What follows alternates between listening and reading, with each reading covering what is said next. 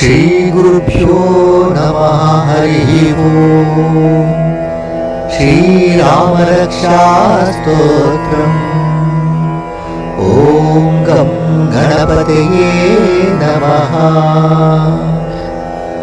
अस्य श्री रामरक्षास्तोत्रमहामन्त्रस्य बुधकौशिक ऋषिः श्री सीतारामचन्द्रो देवता अनुष्टुप्छन्दः सीताशक्तिः श्रीमदनुमान्कीलकम् श्रीरामचन्द्रप्रीत्यर्थे रामरक्षास्तोत्रजपे विनियोगः। ध्यानम्। ध्यायेतजानुबाहुं धृतशरदृशं बद्धपद्मासनस्थम् पीतं वासोवसानं नवकमलदलास्पर्धिनेत्रं प्रसन्नम् वामाङ्कारूढसीतामुखकमलमिलल्लोचनं नीलदाभम् नानालङ्कारदीप्तं धरतमुरुजटामण्डलं रामचन्द्रम्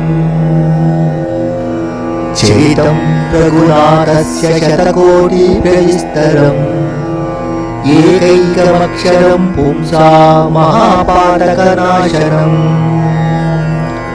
ध्यात्वा नीलोत्पलश्यामं रामं राजीवलोचनम् जानकी लक्ष्मणोपेतं जटामुकुटमण्डितम् सासितूणधनुर्बाणपाणिं नक्तञ्चरान्तकम् स्वलीलया जगत्रातुम् आविर्भूतमजं विभुम्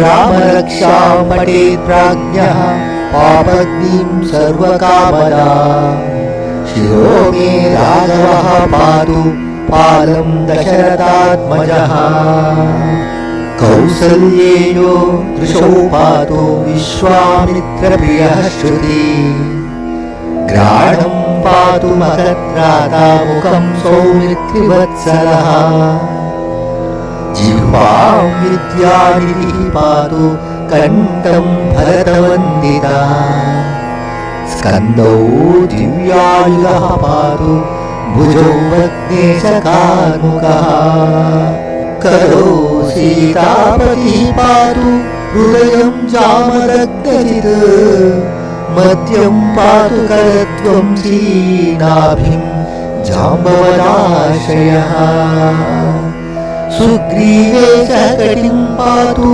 शक्तिः हनुमत्प्रभुः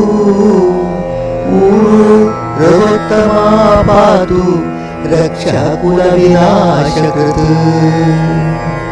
जानूनि सेतुकृत् पातु जङ्घे दशमुखान्तकः पादौ विभीषणशीलः पातु रामोऽखिलं वपुः एतां रामबलोपेतां रक्षां यः सुकृती पठेत् सचिरायुः सुखी पुत्री विजयी विनयी भवेत् पातालभूतल व्योमचारिणः छद्मचारिणः न द्रष्टुमपि शक्तास्ते रक्षितं रामनामभिः रामेति रामभद्रेति रामचन्द्रेति वा स्मरन् नरो नालिप्यते पापैर्भुक्तिं मुक्तिं च विन्दति जगच्चैत्रैकमन्त्रेण रामनाम्नाभिरक्षितम् जयः कण्ठे धारयेतस्य करस्य सर्वसिद्धया वज्रपञ्जरानामेदं यो रामकवचं स्मरेत् अव्याहताज्ञ सर्वत्र लभते जयमङ्गलम् आदिष्टवान्यता स्वप्ने रामरक्षामिमां मनः तथा लिखितवान् प्रातः प्रबुद्धो बुधकौशिकः आरामकल्पवृक्षाणां विरामा सकलापदा अभिरामश्रीलोकानां रामः श्रीमात्सनः प्रभुः तरुणो रूपसम्पन्नो सुकुमारो महाबलो पुण्डरीकविशालाक्षो क्षीरकृष्णाजिनाम्बरो फलमूलाशिनो दान्तो तापसो ब्रह्मचारिणो पुत्रौ दशरथस्तैतो भ्रातरौ रामलक्ष्मणौ शरण्यौ सर्वसत्त्वानां श्रेष्ठौ सर्वधनुष्मता रक्षः कुलनिहन्तारो त्रायतां नौरगोत्तमो हस्तसज्जधनुषा विशुस्पृशा वक्षया शुकलिङ्गसंज्ञिनो रक्षणाय मम रामलक्ष्मणाग्रतः परिसदैव गच्छताम् सन्नदः कवची खड्गी चापबाणधरो युवा गच्छन्मनोरथोऽस्माकं रामः पातु स लक्ष्मणः रामो दशरथी शूरो लक्ष्मणानुचरो बली काकुत्स्थः पुरुषः पूर्णः कौसल्येयो हृदोत्तमा वेदान्तवेद्यो यज्ञेशः पुराणपुरुषोत्तमा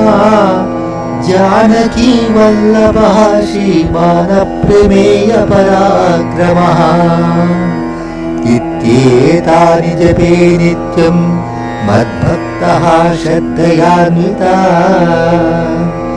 अश्वमेधादिकं पुण्यं सम्प्राप्नोति न संशयः रामं दुर्वादरश्यामं पद्माक्षं पीतवाससं स्तुवन्ती नामभिर्दिर्वै न ते संसारिणो नरा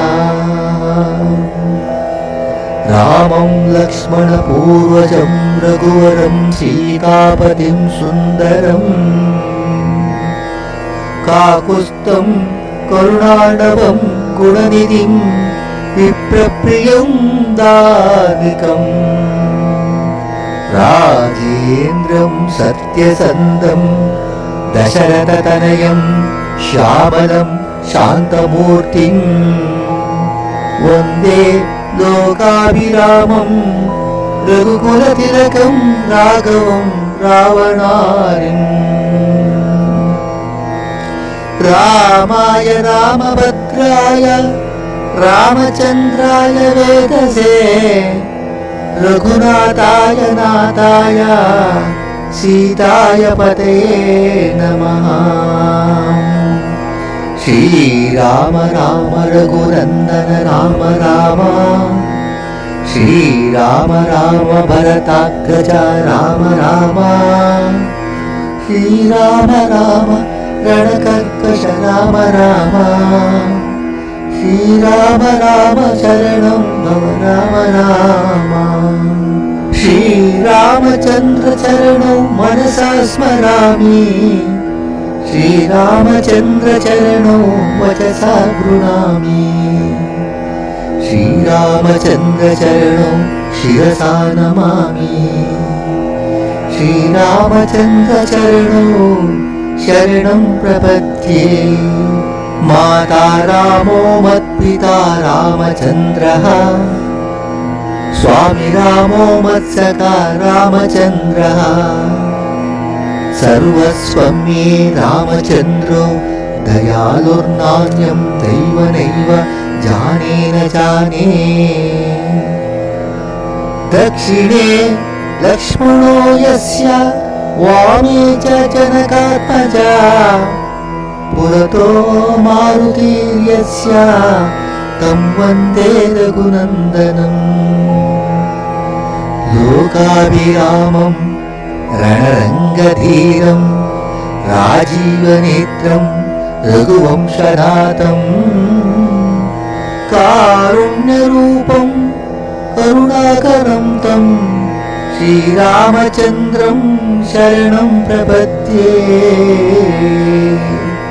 मनोजवं मारुततुल्यवेगं जितेन्द्रियं बुद्धिमतां वरिष्ठं वातात्मजं वानरयूतमुख्यं श्रीरामदूतं शिरसा नमामि। श्रीरामदूतं शरणं प्रपद्ये। पूजन्तं राम रामेति मधुरं मधुराक्षरम् आरुह्य कविताशाकं वन्दे वाल्मीकिकोकिलम्। आपदामपहर्तारं दातारं सर्वसम्पदा लोकाभिरामं श्रीरामं भूयो भूयो नमाम्यहम्। भर्जनं भवबीजानाम् अर्जनं सुखसम्पदा तर्जनं यमदूतानां राम रामेति गर्जनम्। रामो राजमणिः सदा विजयते रामं रमेशं भजे। रामेणाभिहता निशाचरचमू रामाय तस्मै नमः। राम नास्ति परायणं परतरं रामस्य दासोऽस्म्यहम्। रामे चित्तलयः सदा भवतु मे भो राम मामुद्धर। श्रीराम रामेति रामेति रमे रामे मनोरमे सहस्रनाम तत्तुल्यं रामनामवरानने। श्रीराम रामेति रामेति रमे रामे मनोरमे सहस्रनाम तत्तुल्यं रामनामवरानने। श्रीराम रामेति रामेति रमे रामे मनोरमे सहस्रनाम तत्तुल्यं रामनामवरानने।